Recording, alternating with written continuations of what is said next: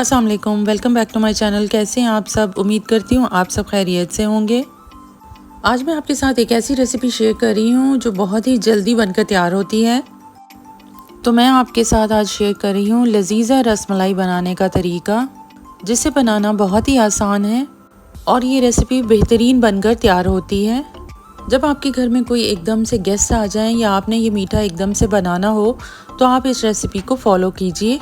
तो मैंने यहाँ पे लजीज़ा रसमलाई का एक पैक लिया है। इस पैकेट से हम आराम से 11 से 12 रसगुल्ले बना सकते हैं। तो मैंने यहाँ पे 1 kg दूध लिया है और इसे बॉईल होने के लिए रख दिया है। तो चलिए रेसिपी बनाना स्टार्ट करते हैं। तो यहाँ पे मैंने एक बोल ले लिया है, इसमें हमने लजीज़ा रसमलाई का साशे डाल देना है। 3 टीस्पून मैं इसमें ऑयल डालूंगी। तो हमने ऑयल को इसमें सबसे पहले अच्छी तरह से मिक्स कर लेना है।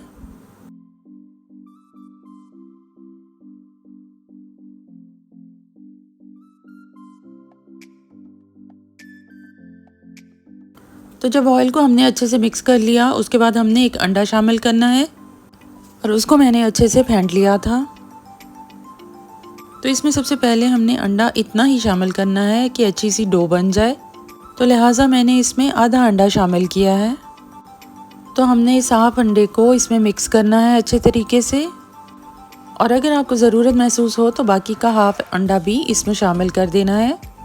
अंडे का साइज़ कभी छोटा या बड़ा होता है, इसलिए हमने पहले हाफ अंडा डाल के देख लिया था। अगर हमें ज़रूरत होगी तो हमने फिर पूरा अंडा शामिल कर देना है। तो यहाँ पे आप देख सकते हैं मैंने हाथों की मदद से इसकी डो तैयार की है। इसकी आपने इस तरह से सख्त सी डो बनानी है, बिल्कुल लई की तरह नहीं बनानी। अगर आपको हाथ पे ये लगे कि ये चिपक रहा है तो इसमें 1-2 कतरे ऑयल के शामिल कर देने हैं।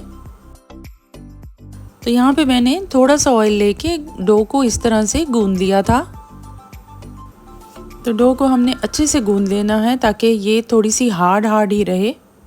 तो यहाँ पे आप इसकी कंसिस्टेंसी देख सकते हैं।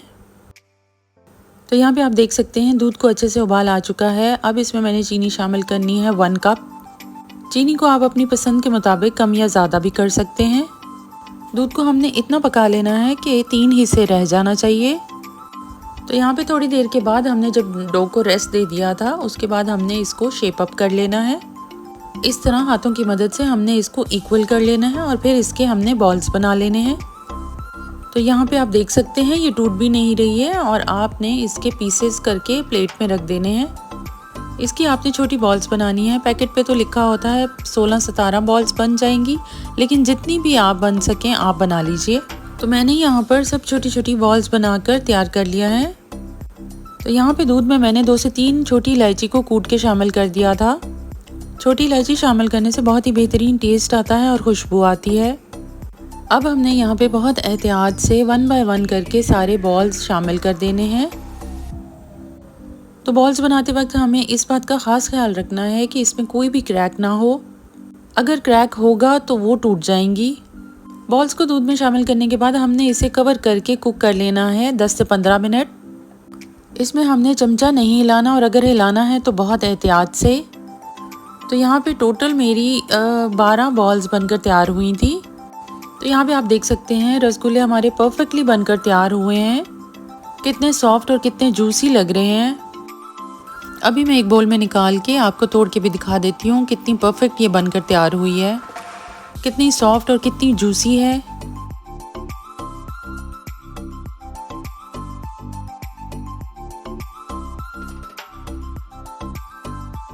ये फूलकर कितनी बड़ी हो चुकी है हमारी बॉल। इस पे थोड़ा सा दूध भी शामिल कर लेते हैं।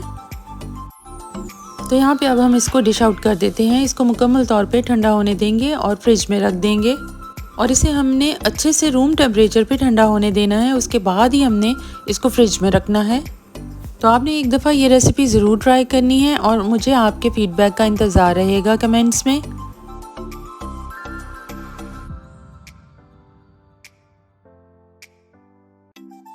डिश को हमने डेकोरेट कर लेना है पिस्ता और बादाम से। आप किसी भी ड्राई फ्रूट से इसको गार्निश कर सकते हैं, जो भी आपके पास इजीली अवेलेबल हो। और अगर आपको ड्राई फ्रूट्स नहीं पसंद तो आप इस स्टेप को स्किप भी कर सकते हैं।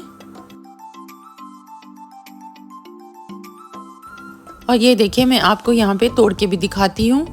ये आप देख सकते हैं अंदर से बिल्कुल अच्छी तरीके से पक चुकी है, बिल्कुल भी येलोपन नहीं है।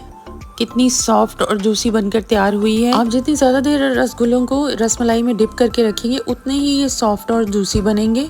अगर आपको आज की रेसिपी पसंद आई है तो वीडियो को लाइक एंड शेयर कर दीजिएगा, और अगर आप मेरे चैनल पर न्यू हैं तो चैनल को सब्सक्राइब करना मत भूलिएगा। Thanks for watching the video. अल्लाह हाफिज़।